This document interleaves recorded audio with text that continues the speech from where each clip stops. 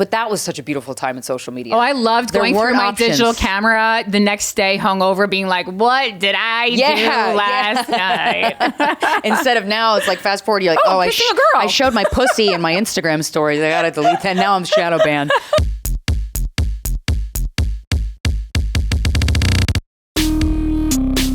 Welcome to Guys We...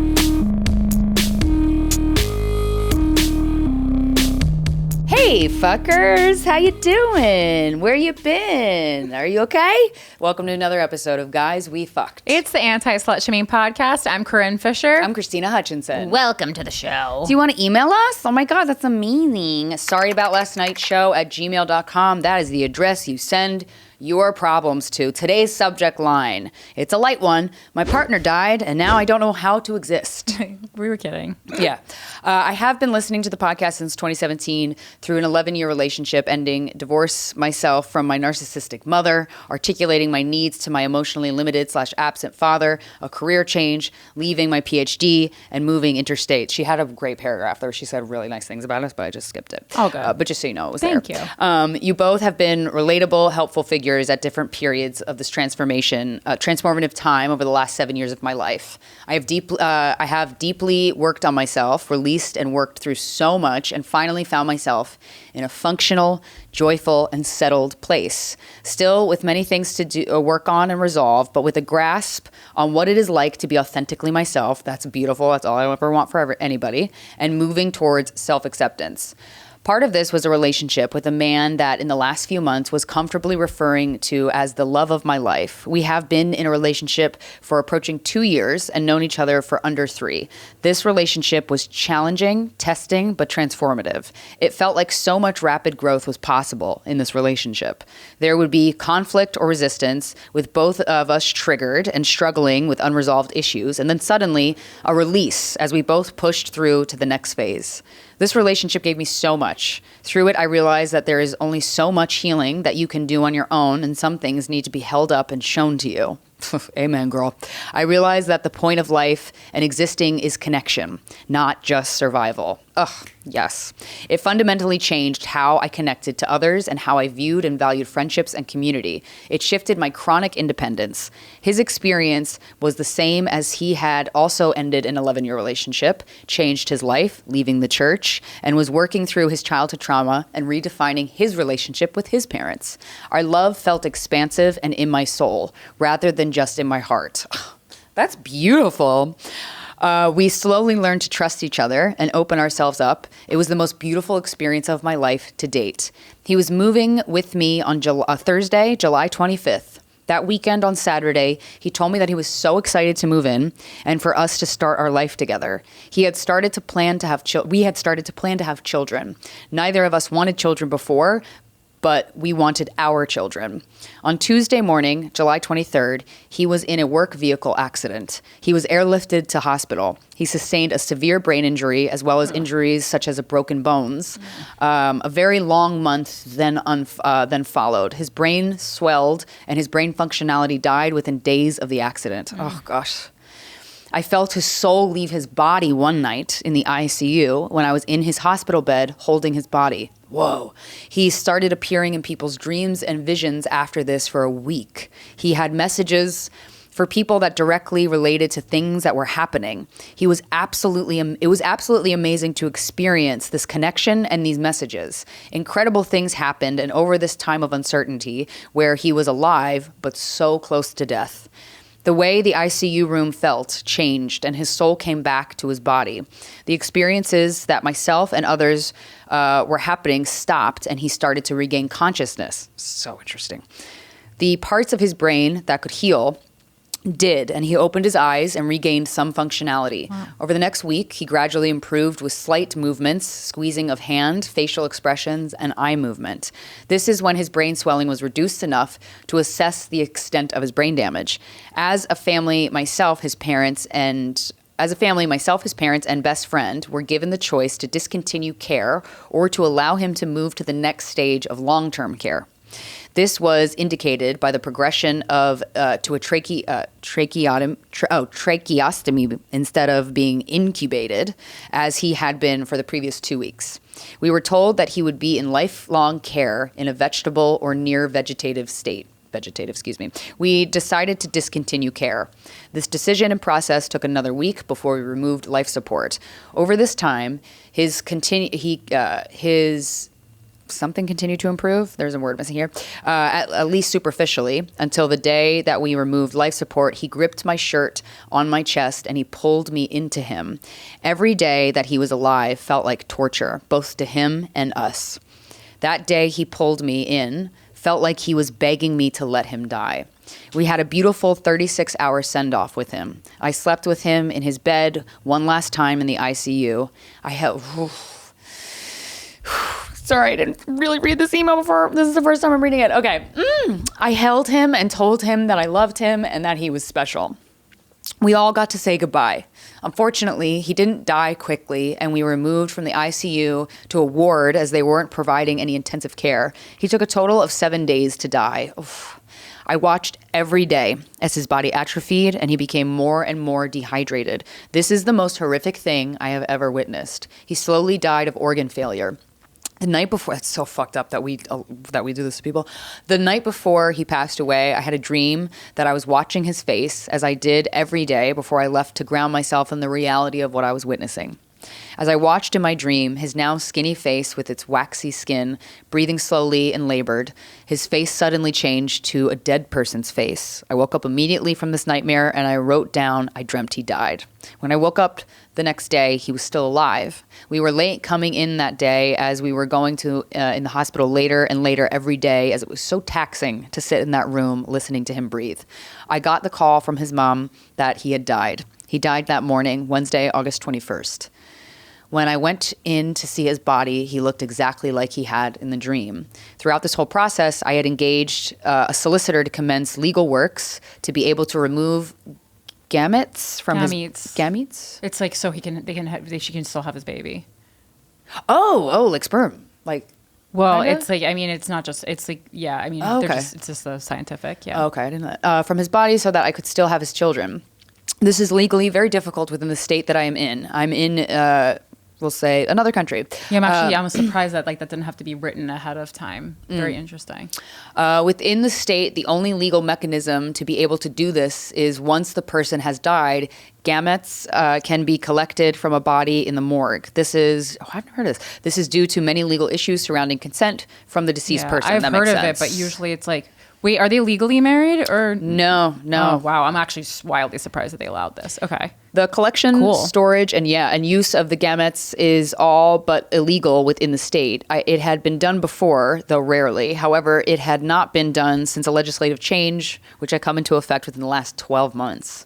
I was able to successfully get the solicitor, the Supreme Court orders, and the coroner's pardon needed to perform the gamete retrieval. I managed to find an IVF specialist who was willing to perform the procedure, and an IVF specialist to conduct the lab work to stabilize the gametes. This was a hurdle as no IVF providers were willing to be involved due to potential risks to their medical license, as the process was in legal gray area. Wow. The procedure was performed and his gametes preserved. However, the gametes were later determined to not be viable. His body had not made new sperm cells for too long. Yeah, he was too fucked up. Okay. Damn. However, as this has been performed, a legal precedent has been set, and someone following myself can now attempt with this with less hurdles.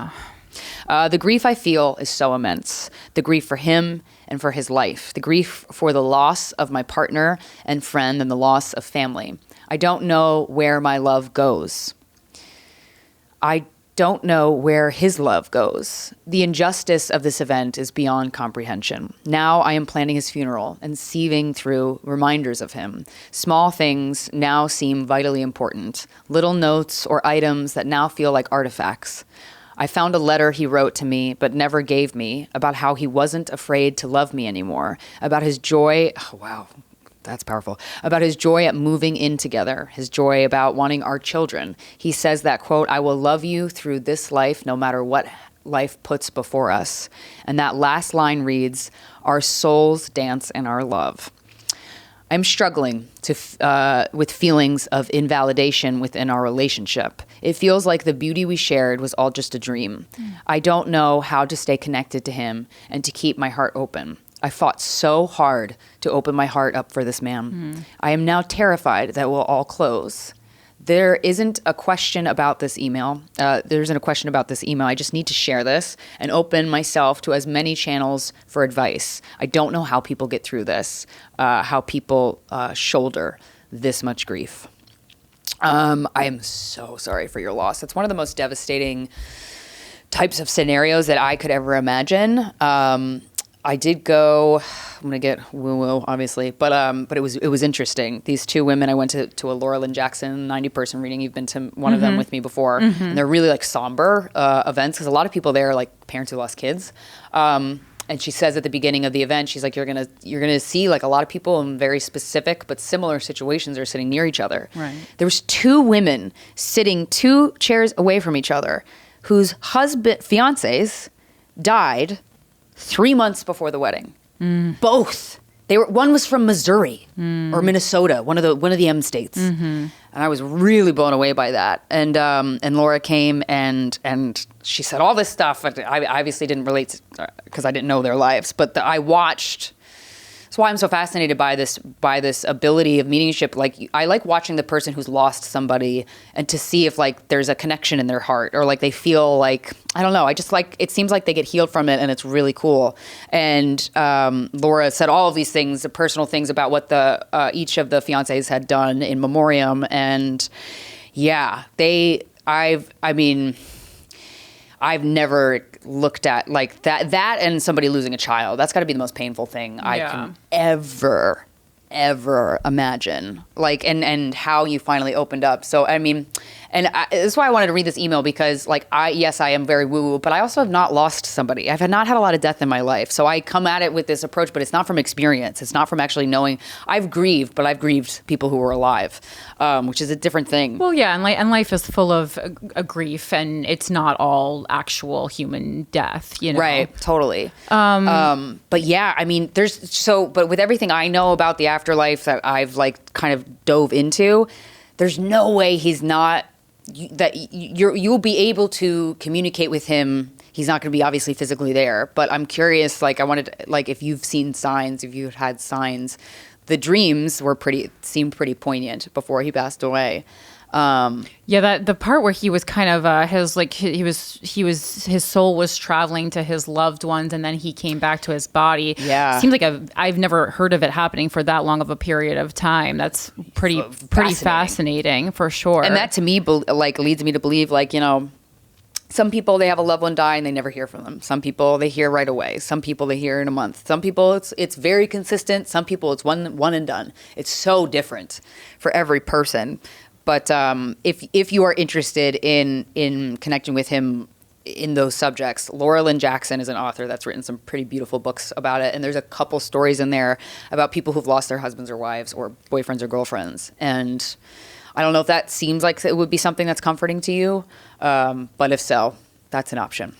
This is interesting to me, especially the like last few paragraphs, right? Because you said that like this is the first time you were able to open your heart to somebody, and now you're afraid that it will close. When I think what the story that you told actually kind of reveals to me the exact opposite, even if it doesn't feel like that to you, because, you know, like we talked about on the show before, like you wouldn't feel this deep grief if there wasn't the deep love. The one doesn't occur without the other, right? So like your heart is open, it's just broken. You know, like like that line in The Wizard of Oz where the Tin Man says, well, I know I have a heart because I can feel it breaking right now. That's this, you know?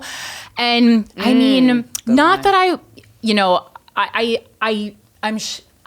that the IVF, it would have been really like meaningful for you, but there's just a part of me that says that was kind of like him saying, if you do that, like, you would be connected to him for the rest of your life. And I feel like it would be very hard for you to have another meaningful romantic relationship, because you would kind of be like living with this dead partner for the rest of your life. And so I feel like in a fucked up way, that was like also a not working, even though I'm sure you're grieving that too right now, is almost like a gift from him being like, don't know. This is like, you know, maybe he's here to, you know, to teach you that you are capable of this love, right? And you know unequivocally that you're capable of this love because you lost it. And unfortunately, sometimes we don't value things.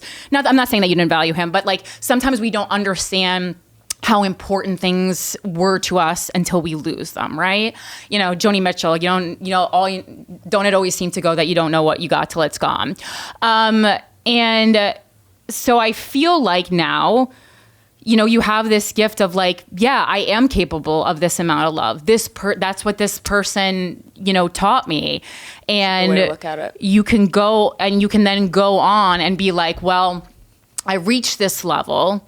You know, because a lot of times people think of relationships as like, this wasted my time, or why did this happen, or whatever. But, you know, obviously in like much lower stakes circumstances when their partner didn't die, but just like you dated an asshole or something. Yeah. And I feel like, you know, I can certainly be a negative Nancy, but I don't think of relationships that way. I think of them as like, okay, well, this got me to this next level of the video game, and now I learn. Now I have the tools, you know, like in Mario where you like collect the star and the mushroom, and then you have them in your arsenal. So now I you know, from this relationship I got the mushroom, and from this relationship I got the ability to throw fireballs. Yeah, and then so you have all these things and skills and things that you learned, even if a lot of it was through pain, but you know you have them now. You gain something else, and then you move on into the next relationship being like, well, even though that didn't work out for whatever reason, in this case, the person, you know, passed away, but you know, you're like, I know I have this ability to love at this level, and then I would hope that you wouldn't accept anything less, you know, than this. Yeah. And I feel like that's kind of, you know, that could be a way to look at it. I mean, obviously like an unbearable loss, and you know, give yourself time. Yeah. But, you know, just don't die with he died, you didn't. Yeah. You know? And he would be pissed at you for, you know, obviously you take the time to grieve that you need, duh. But like if you like lived the rest of your life alone in a home and you never put the blinds up and you rarely went outside, he would be pissed at you. Yeah, and I think, you know, he doesn't want that for you. He's probably going to send you somebody later, and you're going to be like, eh, because that's all. There's so many stories of that. Which I'm like, when I was in that Laura Lynn Jackson thing, they're like, oh, I felt for this woman because her fiance had just died, and Laura was like, he's going to send you. He's showing me you as a mom, and you meet somebody else, and he's going to send you to him. And the woman was like, no. Fuck you, no. Like, and I would probably say the same fucking thing. But yeah, they kind of help you afterwards. This person that you lost. And like, I like the feelings of invalidation. That's very interesting, you know? Yeah, I wasn't sure what you meant by that. Well, I think she just feels like, you know, it's gone. Like, was this even real? Was it? Okay. You know, like all the beauty we share was just like, why would I be given something this beautiful and it be taken away from me? Yeah. Well, so that you know that beauty, that level of beauty exists in the world because, this is what I want to say, because I think if you had gone on with this relationship, just as all relationships go on, even if you stayed together, you would have seen the worst sides of him. There would have been moments that were not beautiful. And perhaps from the place that you were coming from, you needed a relationship that was kind of just beautiful. And so if he leaves before things get ugly, and all relationships get ugly at some points, then you know, well, this beauty is pure and this exists, and that's all I have. And it's not a dream, it's a reality. And you can stay connected to him by, like, I always think like doing things that the person loved, enjoying things that they loved is a great way to celebrate them. And your heart, you know, your heart will probably close a little bit while you're grieving, but that's fine. You know, that's just like, okay, I'm working on this right now. And then it'll open again when the time is right.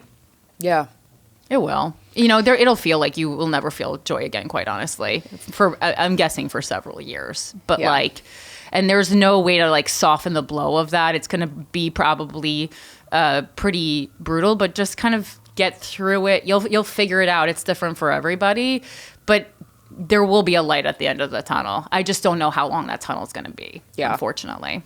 But scientifically, there will be a light. Yeah. You know, like it has to happen eventually. And I don't know if you are somebody who likes connection. I know like the opposite of trauma and addiction is connection.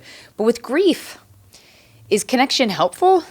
Connection with other people who have lost was extremely helpful. Because then you don't have to be anything other than you can just be honest about how you're in pain, I imagine. Yeah, and it just felt like there was like a real shared experience, but a lot of similarities between the people. And I mean, again, like all grief is different, right? So even my friends who had like, like Rosebud lost her sister, right. and I remember she wrote in the card she wrote to me when she sent me a plant. She's like, I remember very vividly. She was very profound. She wrote, I know some of what you're going through right now, and not only did that tell me that's someone who experienced grief, because it's like even people who have experienced deep grief know not to be like, I know what you're going through. And it was so eloquent. And then on top of that, she, was recognizing like, I've experienced a deep loss, but it's a different loss. And I haven't experienced the loss that you've experienced. So like, I thought that was like a really nice way to put it. Yeah.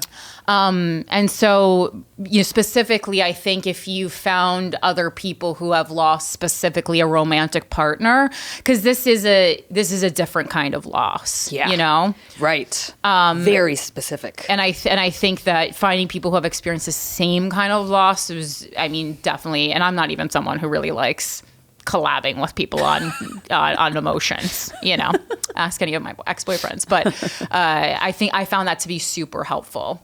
Yeah, for sure. Cool. Okay. Well, thank you for writing, and fucking so sorry for your loss. I really, really am. Okay. Well, if you find yourself in Toronto on January 17th and or 18th, you're gonna be cold. You're gonna be fucking freezing. Although maybe not. Global warming's like kind of doing its thing. But come see me at comedy bar. I'm gonna be headlining. I'm gonna be doing 1 hour of stand-up comedy, and it's gonna be almost 100% different from the last time I was at a comedy bar. So I'm very excited. Also, I have a Patreon where once a week we can go on Zoom and share about whatever the fuck, big feelings, little feelings, or just interesting things that have come across your path. Patreon.com/Krystyna Hutchinson. And then, I have a solo podcast, Mike Coscarelli's network. It's called The Voices in Our Heads. I'm taking a very woo-woo right turn lately, and I've been interviewing a lot of people. So that's a fun little thing you can listen to if you want. And if you're listening to this on Luminary, keep in mind on Thursday, September 26th, I'm going to be in Salt Lake City, closing out the Eye of the Tiger tour. It's me, it's Chloe LeBranch featuring, and we have the wonderful Lucy Pohl hosting. That's going to be such a fun show. Get tickets, because now that it's close, they're flying. So thank you.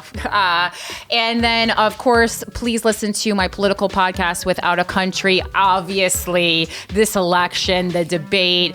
This is the second assassination. This is if there was ever a time to get involved in politics, Project 2025, now is the time. Okay, it's never going to be hotter or more interesting, for several years. Unless Trump becomes president and takes away all our rights, that could be fascinating. But if you've been thinking about getting involved in politics, now is the time. We live stream every Wednesday on YouTube at 9 p.m. Eastern time, and I do now have a Patreon where you can get a bonus story per week. It's patreon.com/Without a Country. Super fun show.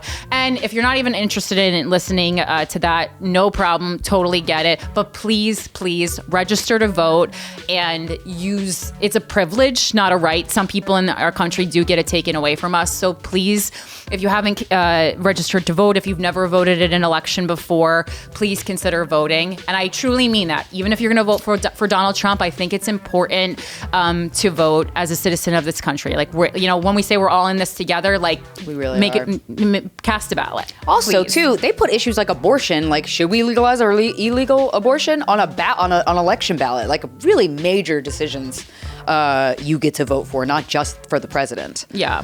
There's an interesting post, Carol Montgomery, friend of the pod, kill me.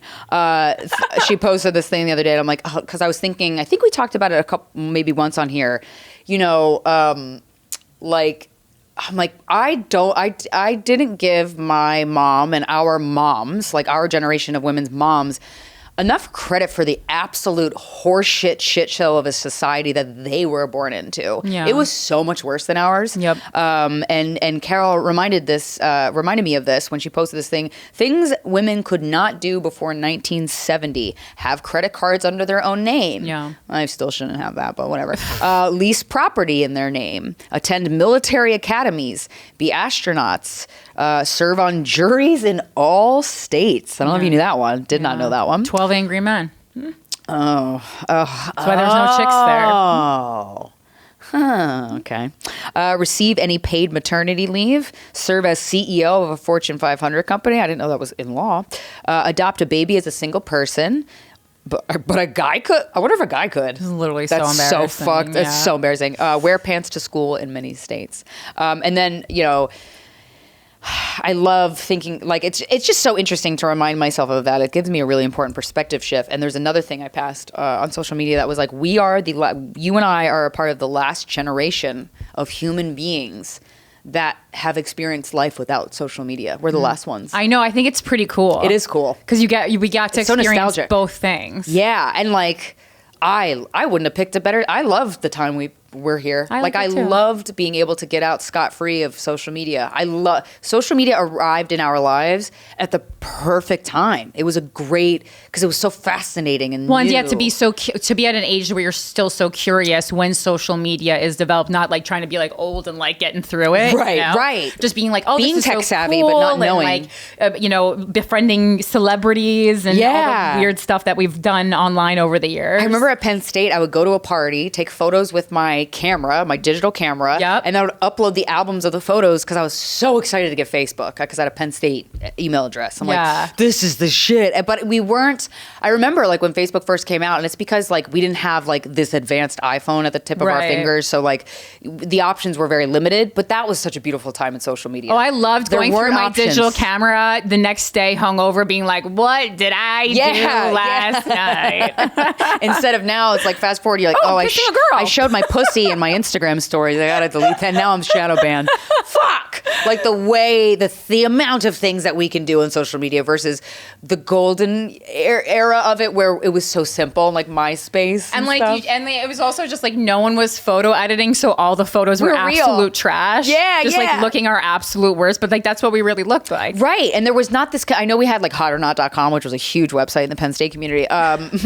But like we didn't, that comparison thing that we have on social media that I fall victim to all the time, which is why I have to monitor my own usage of like just comparing yourself to how good somebody's doing or how hot somebody is or how whatever the fuck. That wasn't a part of it at all either. We were just like, what are you doing? I'm doing this. Yeah. For me, it was like the reality of it. Like, when social media first started, like it like the people were presenting their lives as they really were. And what I've seen now is like, every time I look at a picture, I go, does their face really look like that? Are they really happy? Like, because I just don't believe any of it anymore. So it kind of doesn't bother me. I go, I would just love to know what the truth actually is. Because if they are really happy, I'm fine with that. But I'm like, what is going on here? Right. There's something slightly off. And I feel like with influencer couples, oh, bro, what the fuck? What are you doing? Like influencer couples make me...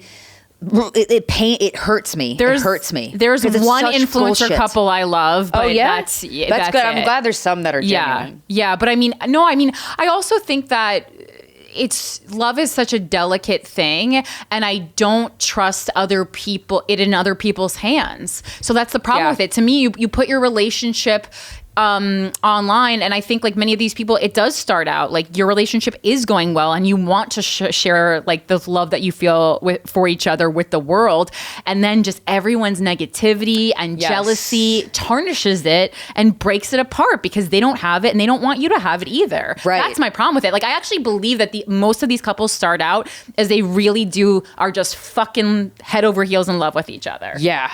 And then it just deteriorates. Right. And it's not honestly on them. It's on on us. Yes, it's we've turned a corner in terms of like now, like I wouldn't post my boyfriend on my Instagram. Fuck no, like that's like mine. That's special. That's like I don't want anybody else fucking knowing the cute things we're doing. Like so now it's this like interesting level of intimacy where I feel like now, yeah, not posting is the sweet thing. Yeah, I'm like I would limit in a limited version, but yeah, it's a real. Like I have no interest. Shoot. Like the idea of like me taking a photo of like me and my partner and putting out like no, I wouldn't ruin it like that. Like yeah, it feels the opposite of an influencer couple. I do like when if it was like real nasty and slutty, like when Travis and Courtney used to post pictures of them borderline having sex. Yeah, I don't know. I liked that. I loved that, and I don't know exactly why. Yeah. But I was into it. Yeah. Oh, but not all the time. Now it's too much. Yeah, they make out a lot, but I mean, which is great. I but love then when that like for them. Courtney and Megan Fox were like taking hot photos of them like on the toilet, like oh yeah, I grinding love each other. that. I'm like, that's so fun. I love that. Good for you guys. Mm-hmm. You don't have to give up your funness as you leave your 20s. So yeah, I just thought that was interesting. Like, oh, what a time. And then I'm so curious. Like I made that bet with my nephew. I was like, if you survive middle school and high school with 0 social media accounts, YouTube does not count, I will take you on a trip anywhere in the world when you graduate. There's no way he's making it through. Yeah, I know. But I really want, but he like now he's 9. So he's like, I'm still doing it on Nina. Like I don't want social media. I'm like, it's going to turn, buddy. Yeah. So as soon as he becomes, interested in whatever sex he's in, he's going to be interested in. I'm just keeping it open. Yeah. Very, who knows? very progressive. Thank you. But like, he immediately, I think that's going to become more valuable. Yeah. Yeah, because the things that mattered to me in middle school and high school, I mean, I was a traumatized kid, so mine were a little fucked up. But like, I just wanted to fit in and be accepted, and I couldn't imagine having to do that with Facebook, like Instagram. I just wanted to get every Spice Girls memorabilia that they had created, and I didn't have the funds because they created so much product. Wow. I was really obsessed with that, like on eBay every night. Wow. Cool. I remember one time I skipped school to call in for NSYNC tickets, and I didn't get them, and I screamed. God, that's annoying. Yeah, it sucked. Anyway, guys. Radio call-in shows. Yeah. Love them. I used to do that, yeah. All right, guys. We have a great guest for you. We had a fascinating conversation. Yeah. She's a writer, producer, actress, comedian, former cast member of this little show called Vanderpump Rules. I don't know if you've ever heard of it. And her new book is out now for you to buy. It's called Why Are You So Sensitive? It's available now. Ladies and gentlemen, please welcome to the show, Billy Lee.